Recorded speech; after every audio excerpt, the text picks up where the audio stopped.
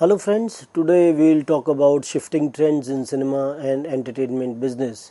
As all of us are aware that over a period of time a lot of changes have come in cinematic field as well as the way entertainment business has been there in India. And when we try to see the kind of historical background, then we see that how the period which began with the silent cinema, thereafter we had talkies, and the shift from the studio system to the star system, all these things they happened, but largely our concern in the context of the shifting trends in cinema and entertainment business would be to see basically the changes which have come post COVID-19, that how changes in this industry have taken place because of the pandemic.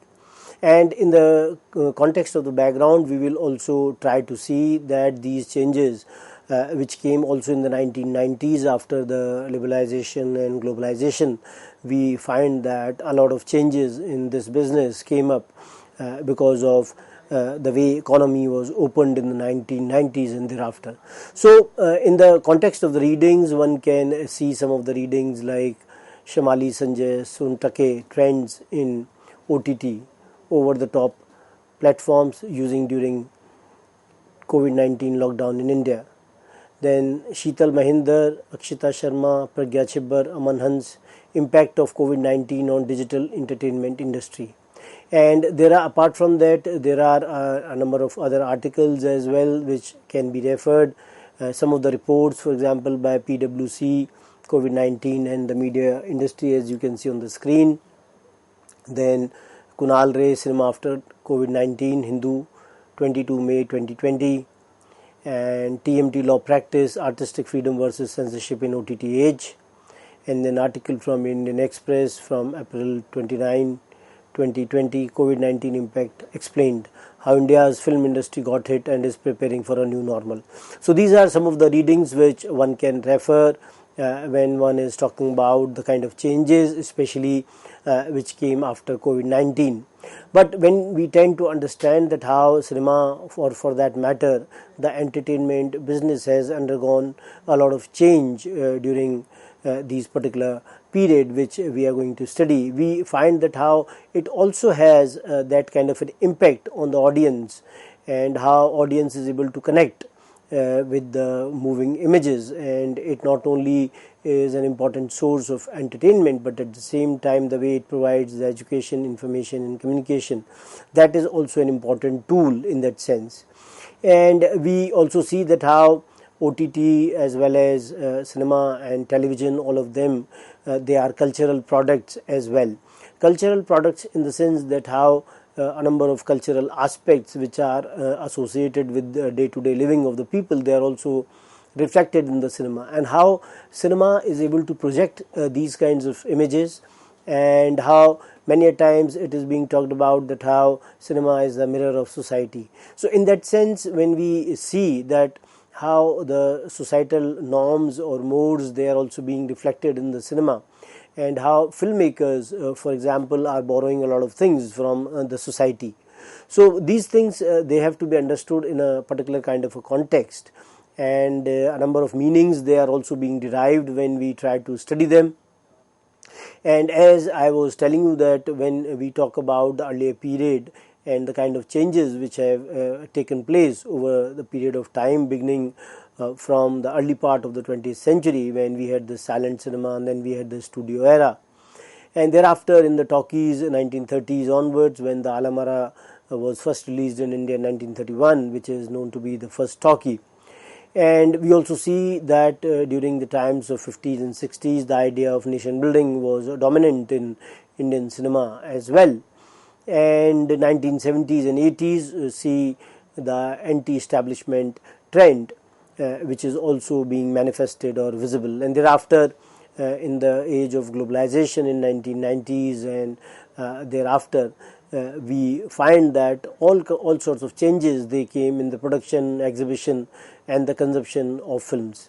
And from 2020 onwards, we also find that how OTT has emerged as an important player, and because of which we find that film viewing experience has undergone a lot of change.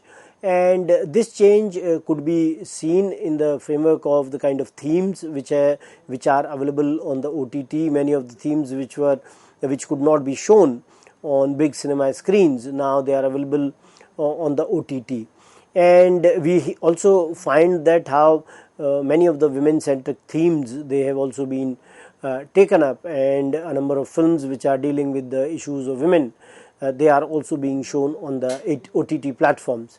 And one important concern with regard to the OTT platform is the issue of censorship, whether the conservative kind of a censorship machinery which was there for the films, whether it is also applicable to the OTT platform, or OTT platform has something more where such kinds of censorship practices cannot be imposed on the OTT platform. So we will also talk about the kind of laws, etc., which are there to in a way visualize or in a way contextualize the situation with regard to the OTT platforms, and the kind of debate as well with regard to the application of censorship in this context. When we tend to understand the kind of changes in the framework of the background of the 1990s, we find that how because of the liberalization, a number of changes came in the social and the cultural values of the people. And also we find that how women, they were more participative in the public life, and over the years beginning from 1990s and thereafter, we find that how more economic opportunities they were being created, and the availability of the products as well, that how products they were available to everyone. This also brought about a kind of change in the mindset of the people, that how some kind of changes in the mindset of the people, they also came up. We also see in the context of the privatization that how the distribution, consumption and the production patterns of the films, they also underwent a lot of change, and how many big studios they came up during this time, that many of the films, they were on floor at one point of time. We find that how big studios, 3 to 4 or many a times 5 films, they were made simultaneously, and because of which they were able to handle big production, and at the same time there were other films as well which were in a way the lesser productions. So this kind of DTH, internet and other kinds of revolution which came in the technology could be seen, as you can see on the screen as well, and because of which we find that there was also easy access to Hindi, Hollywood and other films of that particular period. And with the kind of changes which came in this particular period of the liberalization, we find that all these changes also were as a result of more money which was there in the market, which was available at this point of time because of the coming of the foreign studios. And we also find that when you talk about the kind of changes which came in the sphere of the production, we find that how fixed schedules were one of the important concerns. Earlier we did not have any kind of fixed schedules with regard to the films, the way their films they were being made. And we also find that how film production became some sort of well organized film factories during this particular period, and how the cost also decreased in that sense. So it was also as a result of the kind of pre-production preparation which was being made during this time, and because of this we find that because of the pre-production preparation, we find that the way the kind of organization, the way production processes which they changed in the film industry setup. We also find that how film finance, the way it was available earlier and how it became available in the later times, where institutionals and venture capital from the institutions and a number of private sources directly or through the investment vehicles and the companies, they also came up during this time. And how the crowdfunding as an option also came up, and crowdfunding where a number of people, they are in a way supporting the film financially, because of which we find that there is a reduced risk in the context of the making of the film in terms of the kind of losses which can occur. So all these kinds of changes, when we tend to understand them within the context of the changes which are happening in the society, in that context, Onir's film called I Am, it won the 2 national awards, and it was a crowd-funded film. And how when people, they were investing in the films, they got their the profits in some kind of a profit sharing in the collections which were there, and they were also in a way recognized as the co-producers in the films as well. So we find that because of the kind of changes which were there in crowdfunding as an option which was available to some of the filmmakers, and how Shyam Benegal was one who was also involved in one of the films which was crowdfunded by the milk cooperative Amul, by the farmers at that point of time. And we see that because of crowdfunding, a number of risks which are associated, they are also shared as well. So we find that the film which I was telling about with regard to Shyam Benegal was Manthan, which was made in 1976, and it was dealing with the milk cooperative movement of Varghese Kurian, who was the father of White Revolution in India, which led to the setting up of a local milk cooperative in Anand, Gujarat, which is popularly known as Amul. And how we find that this Operation Flood, which was started with the White Revolution in India, and it was also in a way related to the issue of rural empowerment as well. And we also see that it was one of the first films in the world to be crowdfunded in that sense, and how the Gujarat Cooperative Milk Federation, the farmers, they contributed ₹2 each for the production of film. And especially in the 1990s, because we find that a number of changes they came with regard to the way films they were being produced and exhibited.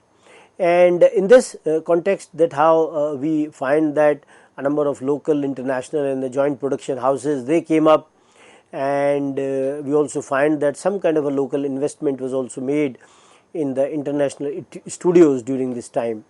And we also see that there was an increase in the individual co-productions with direct investments as well. So in this sense, when we find that films they were being released on the worldwide scale, how the some kind of a sharing of the talent pool was also happening.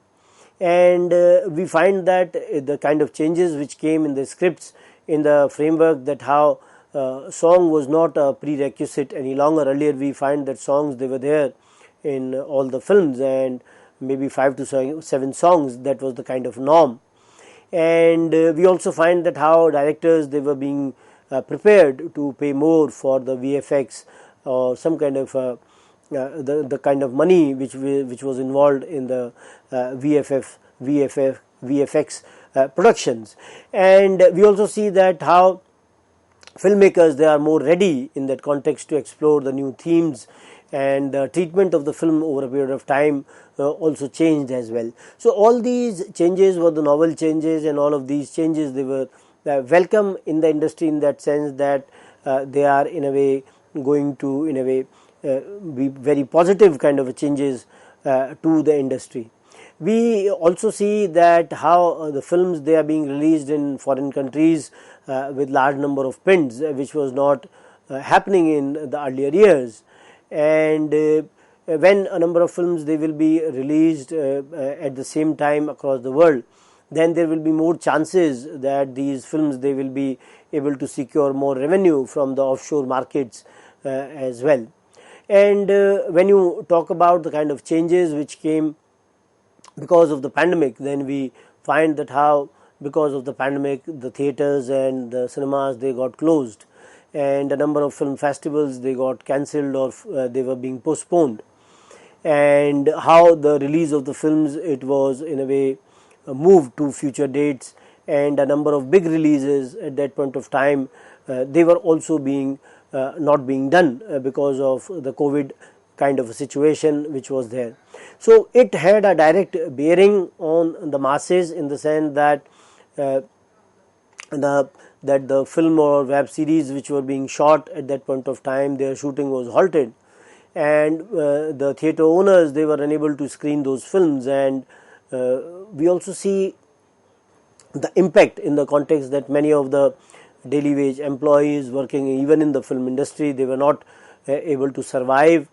And some of the associations, for example Sinta, which is associated with the TV and the film artists, and it is an association of them, and it appealed to the Hindi film actors, or people those who can contribute to support the people those who were always supporting the film industry, the daily wage earners. And we find that when these kinds of changes came, then there was some sort of a global loss in that sense, because people, they lost a lot of money because of the postponement of films, or how films were not being made. And we also see that the changes came in the OTT platform, where streaming saw some kind of a significant increase in the popularity. We also see that how the stock of the film exhibitor also dropped dramatically during this time, and many of the blockbusters originally scheduled to be released, they were either postponed or they were being cancelled, that they will not be shown worldwide. So we find that when we try to assess the impact, then the way, for example, you can see on the screen that Reliance Entertainment in March 2020, it indefinitely postpones a film called Suryavanshi. Angrezi medium, another film, had to be pulled out of theatres, and it was eventually released on OTT platform. Similarly, a lot of big ticket releases in regional languages, they also got delayed. So this kind of an impact was not only associated with the Hindi film industry, but all industries across the world, they got affected. And when you tend to see the film industry which is operating from the south of India, or many other regional film industries, all of them, they witnessed these kinds of changes.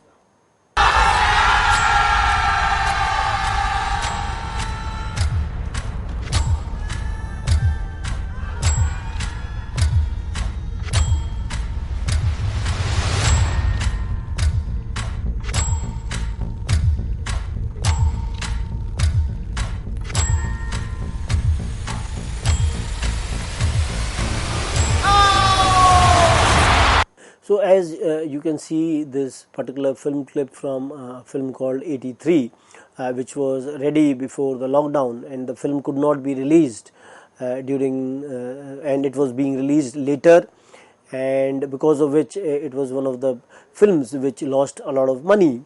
And it has been reported that it suffered a lot of losses because it was waiting to be released during that particular period when the pandemic struck. And it talks about one of the most historic movements in the Indian history in the context of the sports, where India was able to lift the 1983 World Cup, and how Indians, those who were considered to be underdogs when they entered the World Cup fray, and how they finally became champions, is a story which has been in a way heard by people those who are from the younger generation. To see that kind of a scenario on the screen, to see the kind of people those who played an important role in that kind of a triumph, their trials and tribulations, their strength and their courage, so that they could lift this particular cup, which was very, very important from the Indian point of view. And how cricket as a sport, though it was popular in 1983 as well, but thereafter we find that how it became more and more popular, and thereafter the coming of the IPL, etc. All this is also associated in the context of the development of some kind of a sports culture in India, though it was being limited to the game of cricket in those times. But we find in contemporary times that how this kind of a culture has also spread to other sports as well. So we see that in this context, when you talk about the kind of losses which were being seen by this film, that how it has been generally reported that it was a 240 crore plus film, and around 20 crores they were also being spent on the publicity and the advertising, so taking it to 260 crores. And there were also the interest cost on this budget due to their delayed release due to the pandemic. And if it was a 260 crore cost and the recovery was around 180 crores from all revenue sources, giving it an 80 crore loss. So we find that how cinema and how films they got affected during the times of COVID, apart from the several other industries as well. But we also have to see that how entertainment is very integral to everyone. And during this particular period, when people they could not go to the theaters to watch the films, then they resorted to the OTT platforms, and these OTT platforms in the framework of the Netflix or Amazon Prime and so many others which were there, and how all these kinds of platforms which are available not only at home in the television, but at the same time they are also available to all of us in the mobile phones as well. So this kind of film viewing experience changed during the times of COVID, and how people they were watching films on their mobile phones as well. We also see another film called Contagion, which was made in 2011. And this film is basically seen to be prophetic in a depiction of a similar crisis that was being faced by the world. And we find that when this film was made, Steven Soderbergh, who was the director of the film, he sought the insight of top epidemiologists to describe just how a pandemic starts, operates, and finally ends. And so this kind of a thing which was being shown in the film, as you can see. The average person touches their face 3 to 5 times every waking minute. In between, we're touching doorknobs, water fountains, and each other. Beth. Mom? No, go up to your room, honey. So we have a virus with no treatment protocol and no vaccine at this time. You had a seizure this morning, Beth. Does she have a history of seizures No. and allergies? As of last night, there are 32 cases. Unfortunately, So if when we see this particular clip of the film, we realize that many of the scenes which were there in this particular film, people were able to relate with them because of the fact that all this was happening in their real life as well. How people were contracting some kind of a virus and they were losing their lives, and a number of things or theories they were being floated that what was responsible for the emergence of this particular virus. But if we see that if we try to understand the situation, then we realize that the world basically was in a way was trying to connect with what all was happening. And this film, though it was not all that popular when it was being made, it was not viewed by so many people. But when during the times of pandemic, then the way it was being viewed by so many people at that point of time, that it became so popular. Then we find that some of the film bodies as well, in a way, they were also in a way trying to help the kind of situation which was there at that point of time. And as you can see on the screen, Federation of Western Indian Cine Employees and Indian Film and Television Directors Association, they decided to halt the shooting of the movies, TV shows and the web series. And major production houses, they also in a way called off all the production activity.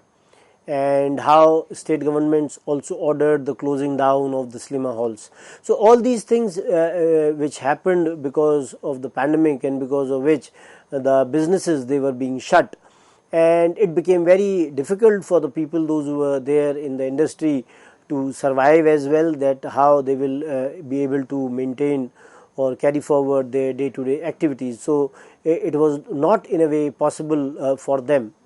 And one of the other important aspects which we will talk about in our next lecture, which will be concerned with the theme of the changes during the times of pandemic, will be the issue of women, which we will take up further when we will talk about this in the next lecture. So thank you very much.